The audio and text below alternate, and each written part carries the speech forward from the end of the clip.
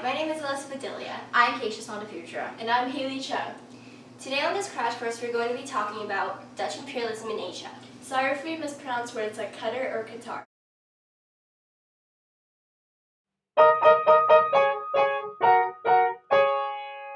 Much of the European obsession of the Pacific Island was inspired by the search of fast routes to the spice-rich islands and the theory that somewhere in the Pacific there was a vast amount of undiscovered riches.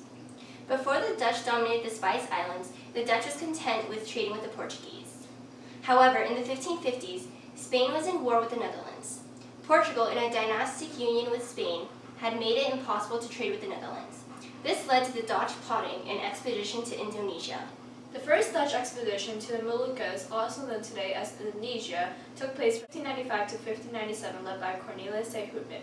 This expedition was not as successful as the Dutch had hoped. It brought back only 245 bags of pepper, 45 tons of nutmeg, and 30 bales of mace. However, it opened up the spice trade to the merchants that eventually formed the Dutch East India Company, also known as the Verenigde Oost-Indische Company, the VOC.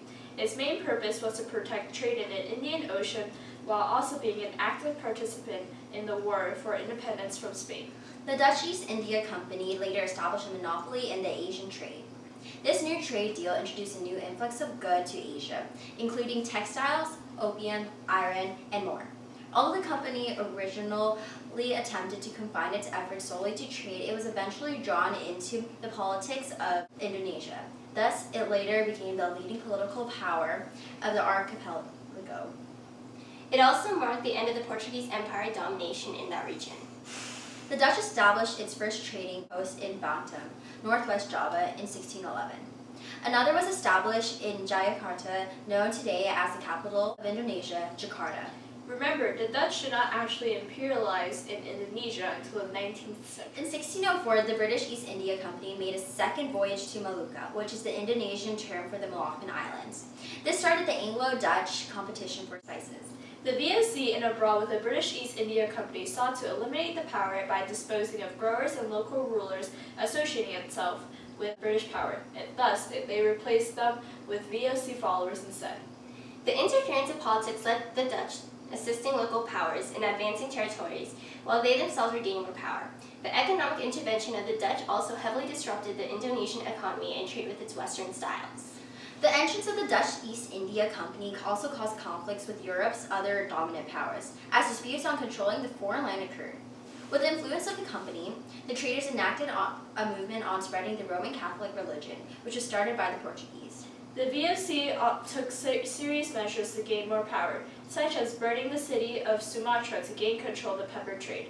The introduction of forced cultivation and labor forced peasants to work hard on the land, which created an abundance of wealth for the Dutch and Indonesian partners. Due to the Dutch's success in the Moluccan Islands, the Dutch also attempted to take the Spanish colonies in the Philippines. However, they were defeated in the Battle of La Navale de Manila that stopped the Dutch from colonizing in the other southeastern islands. Between 1602 and 1796, the Dutch sent more than 1 million workers to work in the Asian trade. The majority died from diseases or instead went back to the Netherlands. However, some made the Indies their home. The people attempted to resist the Dutch grip as local rulers such as Sultan Agung in the 1620s sent armies to fight the Dutch, who were eventually defeated but succeeded in weakening the Dutch power. During the 1800s, the Dutch East India Company became broke and slowly disintegrated. The land that was occupied was now considered the Dutch East Indies. The British had seized the region of Minahasa in 1801. The Treaties of Amiens was signed in 1802. Thanks to the treaty, Malacca and Molucca were restored back to the Dutch in 1802. Then, in 1817, the British seized control over Malacca once again. In order to efficiently please both countries, the Dutch and the British both signed the Treaty of London in 1824, also known as the Anglo-Dutch Treaty. The Dutch had received the majority of Indonesia, while the British had received Malaya, Singapore, as well as other islands. During the same year, the Dutch ruled over Ryu. After the collapse of the VOC and the handover to the Dutch government, a series of reforms were created dealing with education, medicine, and more. With the education reforms, Dutch-style schools were introduced to upper-class Indonesians and Dutch children. Then sooner rather than later, another war had erupted called the Java War, which lasted from 1825 to 1830. It was began by Prince Diponegoro when the Dutch had created roads over his parents' tombs. Towards the end of the war, it was statistically proven that 15,000 European soldiers were slaughtered, and 200,000 civilians and soldiers were lost on the prince's side. In conclusion to this war, the prince was framed and the Dutch had put him in jail. Because of the colonization in the Aceh again, another war had surfaced between the Dutch and the Sultanate of Aceh from 1873 to 1913. During 1901 all the way to 1910, regions of Bali, Sulawesi, Moluccas, and Borneo were then seized by the Dutch. Towards the end of the Aceh War in 1913, the Dutch had gained possession over Aceh. Then the Dutch had soon caused commotion after 25 years of what seemed to be peaceful. In 1938, the Dutch rejected the Indonesians' petition for independence. It's time for the mystery document. This document seems to be from a book called Max Havelaar by Edward Douglas Dekker. It states that the expenses of transport to Europe through a privileged trading company are high. The money paid to the chiefs for encouragement increases the prime cost, and because the entire trade must produce profit, that profit cannot be got in any other way than by paying the Javanese just enough to keep him from starving, which would lessen the producing power of the nation. This document is by a Dutch officer stationed in the East Indies. He observed the Dutch colonial system and how it impacted the natives in Indonesia. Little did the Dutch know that the Japanese were planning something that could potentially lead to the collapse in Indonesia. Eventually, on January 10, 1942, the Japanese had invaded, and their first point of invasion was the oil installation located at Balikpapan on Kalimantan, Tarakan, and Palembang in southern Sumatra. The Japanese had successfully defeated the Dutch fleet on the Java Sea. They had been in Sumatra, and in March, they invaded Java. The Dutch's decline in working with the Japanese had resulted in the signing of an unconditional surrender on the 8th of March and the imprisonment of Governor-General von Starkenborg. Many of the Japanese laws were enforced and imposed. The Japanese also banned the use of the English and Dutch languages and attempted to encourage the use of the Japanese language instead.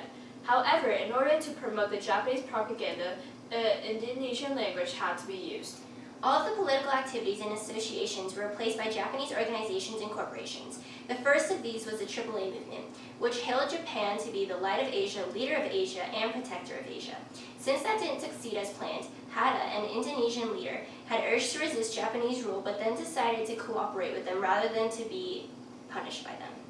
Sukarno, Suharto, and Hatta all came together and worked with the Japanese in order to work towards independence. With the Dutch, Indonesia and other areas affected by imperialism now experienced colonization of Western culture, thus indirectly experiencing a destruction of local cultures and national identities. In 1945, the Dutch seized the Dutch East Indies back into their possession. Once the Dutch regained its control over the land again, Indonesia demanded complete independence from the Netherlands. Indonesians and the Dutch had fought for 4 years about this issue. In the duration of 1946 to 1950, Indonesia began revolutions for independence. Then in 1949, the Dutch accepted the independence of Indonesia. Well, this concludes our crash course of the Dutch imperialism of Asia. Thank you for listening. Goodbye.